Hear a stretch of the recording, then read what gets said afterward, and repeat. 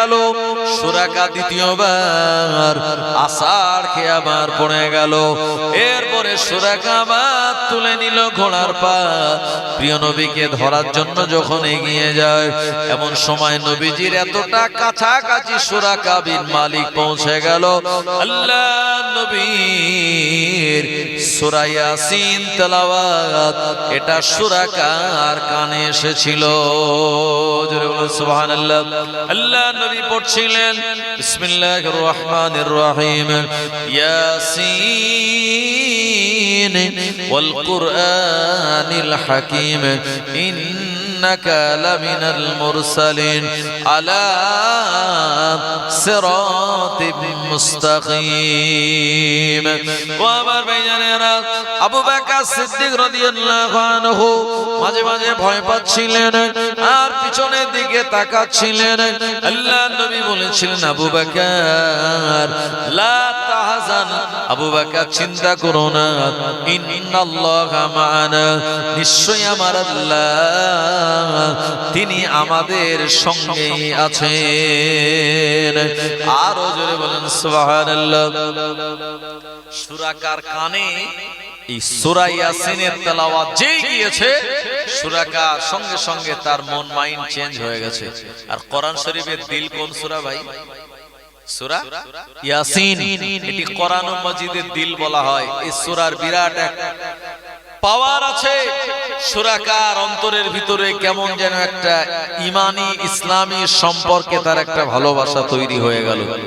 সুরাকার সঙ্গে সঙ্গে বলে উঠল, ও মুহাম্মদ ইবনে আব্দুল্লাহ,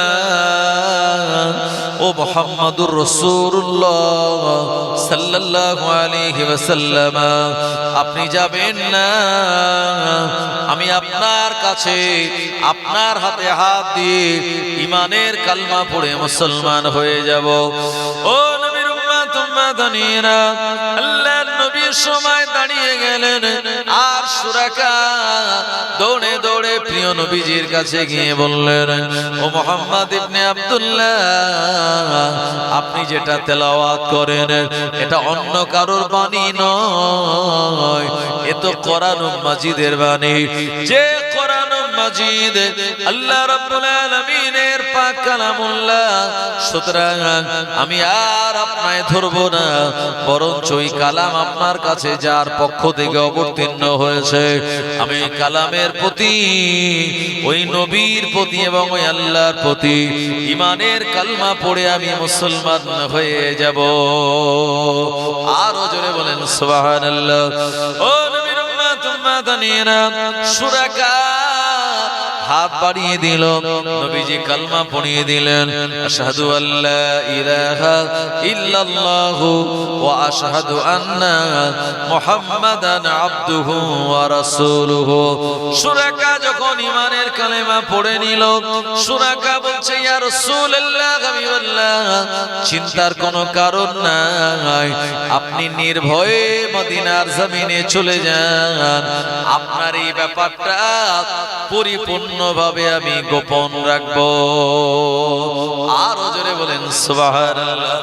ও নবীর উম্মত উম্মতানিরা, প্রিয় নবী আমার আর সুরাকা বিন মালিক বিন মুদলিজিকে বললেন, সুরাকা, তুমি আমার সঙ্গে মদিনায় নয়, এখন তুমি মক্কাতুল মুকাররমায় চলে যাও, তবে আমার হিজরত করে যাওয়ার ব্যাপারটা তুমি গোপনে রেখো। ও আমার ভাইজানেরা, সুরাকা চলে গেল মক্কার জমিনে। আবু জেহেল অপেক্ষা করে আছে, মনে হয় মুহাম্মদ ইবনে আব্দুল্লাহর গর্দান কেটে আনবে, আর তা না হলে তাকে ধরে আনবে।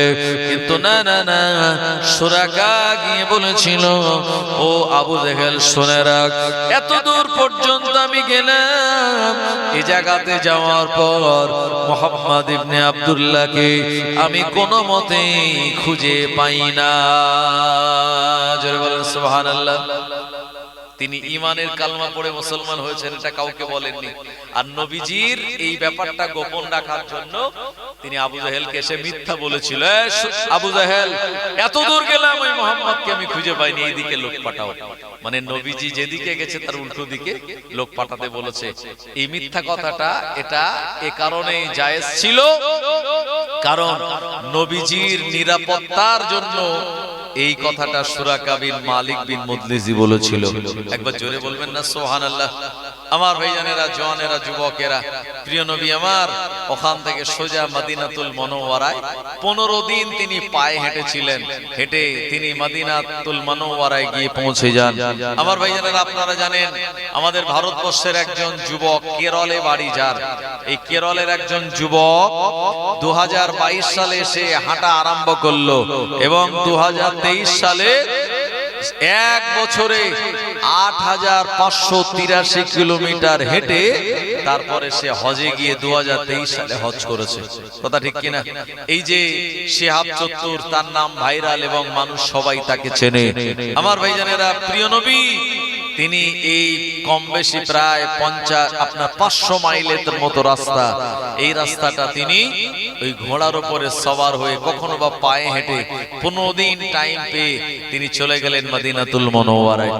আমার ভাইজানেরা, জওয়ানেরা, যুবকেরা, আল্লাহর নবী যখন মদিনার উপকণ্ঠে, এ সময় মদিনার আবাল বৃদ্ধ বনিতারা আমাদের নবীকে ওয়েলকাম, স্বাগতম জানিয়েছিল। আমার ভাইজানেরা, কারোর হাতে তরবারি ছিল, কারোর হাতে তীর ধনুক ছিল, কারোর হাতে বল্লম ছিল। ও আমার ভাইজানেরা, যেমন রাষ্ট্রপতি বা প্রধানমন্ত্রী আসলে সেনাবাহিনীরা তাদের বন্দুকগুলি, অস্ত্র শস্ত্রগুলি উঁচু করে, আর ওই প্রধানমন্ত্রী বা অন্য কোন রাষ্ট্রপতি, মুখ্যমন্ত্রী তাদেরকে স্যালুট জানায়। মদিনার আবাল বৃদ্ধ বনিতারা ওইভাবে আমাদের প্রিয় নবীকে তারা স্যালুট জানিয়েছিল। জোরে বলেন সুবহানাল্লাহ। নবীজি যখন মদিনায় যায়, বাচ্চারা তখন ওয়েলকাম জানায়। জোরে হবে না সুবহানাল্লাহ। নবীজি যখন মদিনায় যায়, বাচ্চারা তখন ওয়েলকাম জানায়।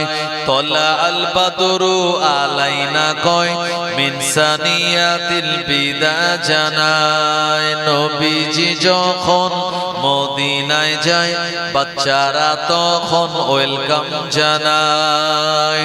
তলা আল বাদরু আলাইনা কয়, মিন সানিয়াতিল বিদা জানায়। লা ইলাহা ইল্লাল্লাহ, লা ইলাহা ইল্লাল্লাহ, লা ইলাহা ইল্লাল্লাহ। জন্ম আমার নবীর যুগে হলে কেমন হতো, জন্ম আমার নবীর যুগে হলে কেমন হতো। দুনয়নে রাসূল পাক দেখিলে কেমন হতো, দুনয়নে রাসূল পাক দেখিলে কেমন হতো। জন্ম আমার নবীর যুগে হলে কেমন হতো। আসতো ভেসে হযরত বেলালের মধুর আযান, ওই আযানে ছিল এমন প্রেম মুগ্ধ রহমান। জন্ম আমার নবীর যুগে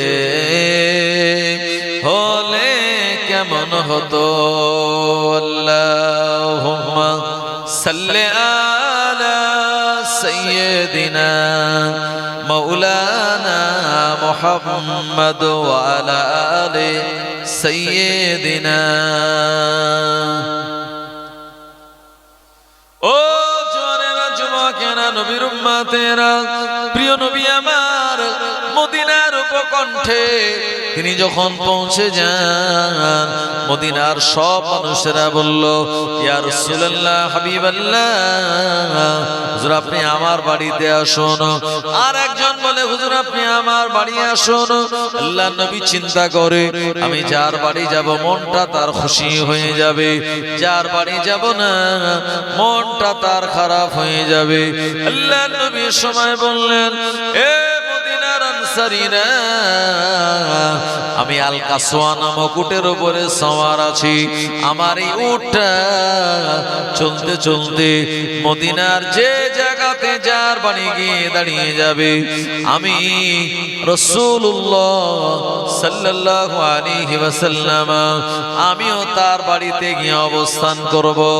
ও আমার ভাইজানেরা, প্রিয় নবী তানার উটটা চলতে চলতে মদিনার উপকণ্ঠে যে জায়গাতে গিয়ে পৌঁছে গেল, এই সাহাবীর নাম হলো হযরত আবু আইয়ুব আনসারী রাদিয়াল্লাহু আনহু।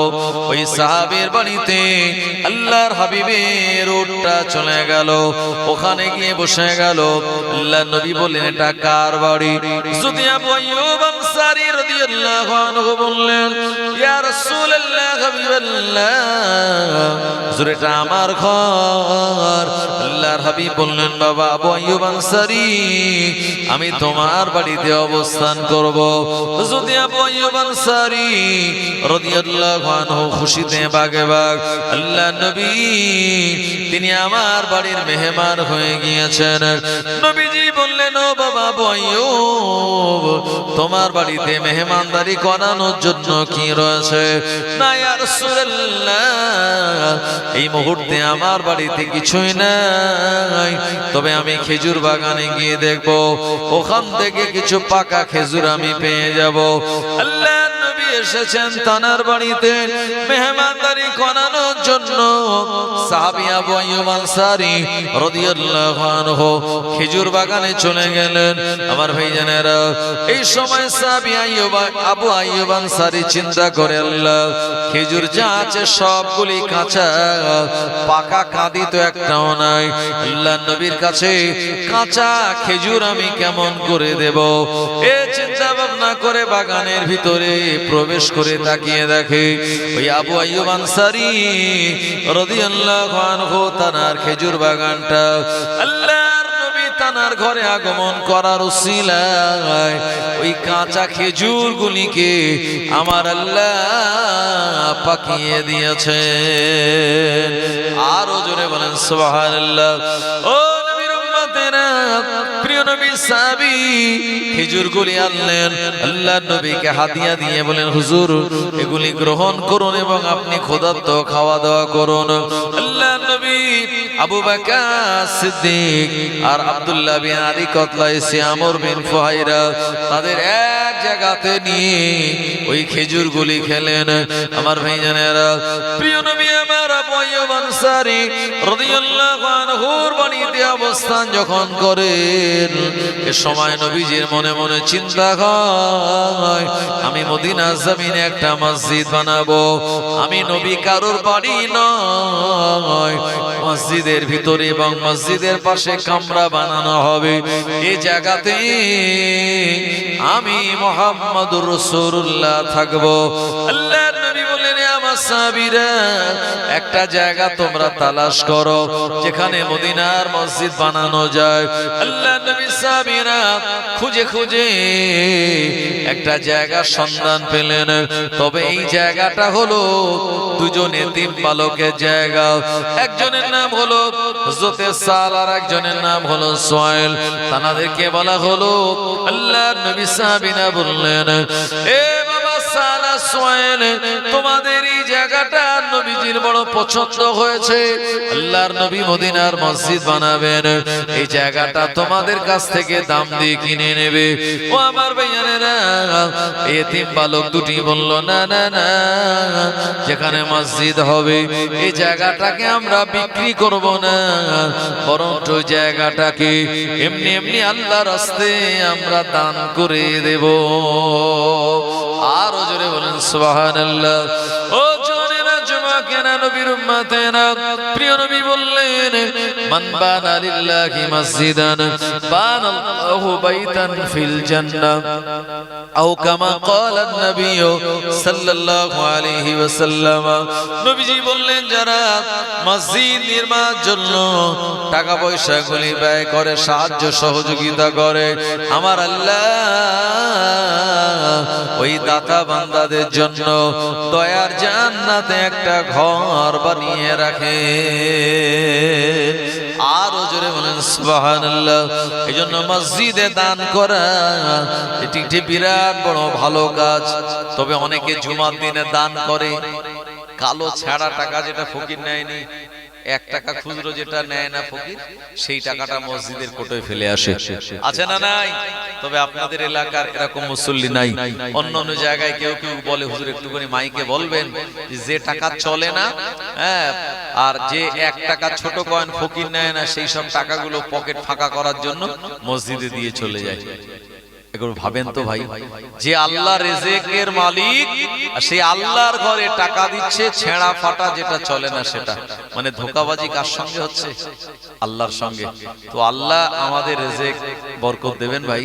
এজন্য মসজিদে আমরা যে টাকাটা দেব, এটা যেমন একদিকে 100% হালাল হবে, অপর দিকে টাকাটা যেন পরিমাণে একটু বেশিও হয়। তাহলে আপনি দেখবেন আল্লাহ আপনার রুজিতে অভাব রাখবেন না।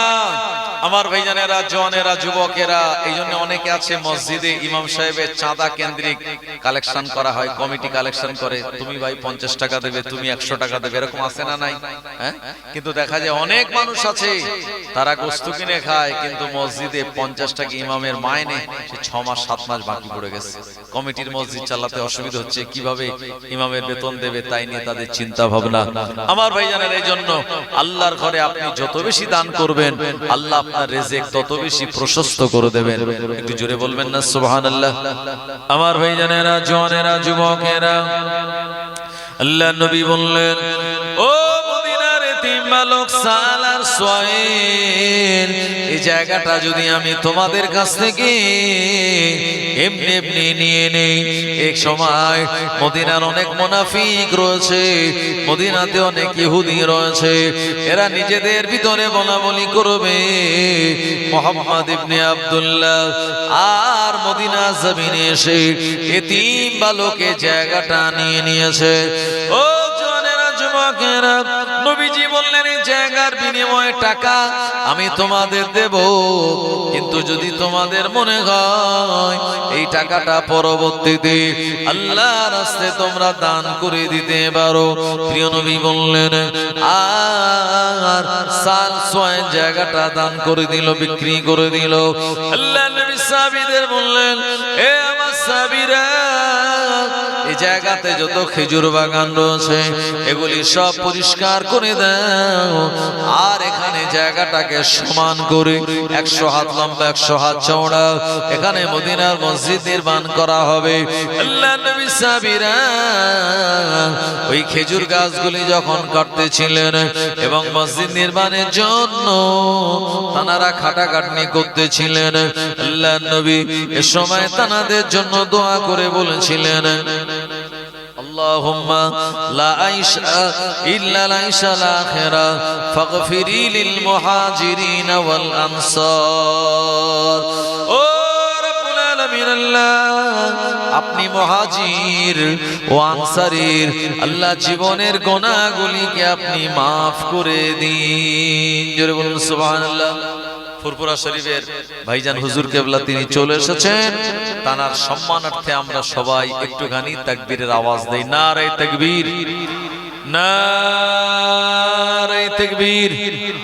औलादे मुजाद्दिदुज़्ज़मान, औलादे मुजाद्दिदुज़्ज़मान, সম্মানীয় ছোট ভাইজান হুজুর কেবলা, সম্মানীয় পীরজাদা ছোট ভাইজান হুজুর কেবলা, সিলসিলায়ে হক মুজাদ্দিদুজ্জামান, মুজাদ্দিদুজ্জামানের হক সিলসিলা আয়রা গ্রামে গ্রামবাসীর সহযোগিতায় যুবকবৃন্দের পরিচালনায় ইসালে সওয়াব হিজবুল্লাহ আহলে সুন্নাত ওয়াল জামাত। নারে তাকবীর। ভাইজান হুজুরের আগমন, আপনারা বলেন শুভেচ্ছার স্বাগতম। ভাইজান ছোট ভাইজান হুজুরের আগমন, ছোট ভাইজান হুজুরের আগমন। নারে তাকবীর, মাশাআল্লাহ। জনাব পীরজাদা আলহাজ মাওলানা সানাউল্লাহ সিদ্দিকী আল কুরাইশি ছোট ভাইজান তিনি চলে এসেছেন, তার নির্ধারিত সময় মতো তিনি চলে আসবেন এই মেম্বারে। তবে আমি আরেকবার আপনাদের স্মরণ করানোর জন্য বলি, এখনো যারা রাস্তাঘাটে দোকান বাজারে ঘোরাফেরা করছেন এই মজলিসে আপনারা চলে আসুন। মুহাব্বতে দরুদ শরীফ আল্লাহুম্মা সাল্লি আলা সাইয়্যিদিনা মাওলানা মুহাম্মদ ওয়া আলা আলিহি